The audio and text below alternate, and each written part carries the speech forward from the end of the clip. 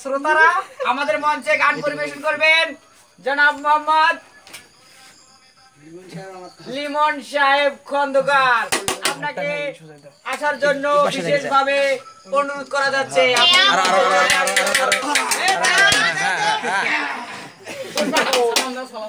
আসসালামু আলাইকুম।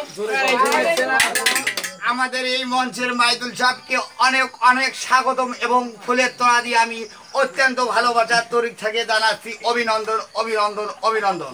আমাকে মাইক্রোফোনে আহ্বান করার জন্য তাকে আমি 100 টাকা নগদ পুরস্কার দিলেন।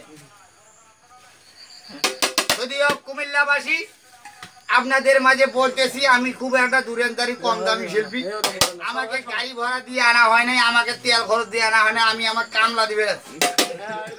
ঠিক আছে, সেটা দর্শকরা গান পরিবেশনা করতেছি, ভালো হলে তালি দিবেন, না হলে গালি দিবেন।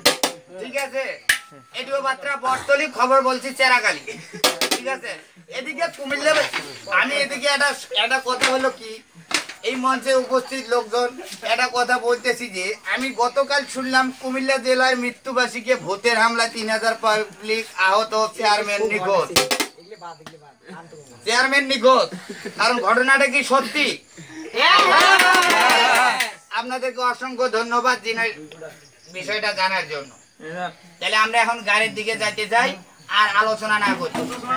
ও সরি, আমি একটু ভুলে গেছি তো, চশমাটা পরে এলো চোখে কম দেখি।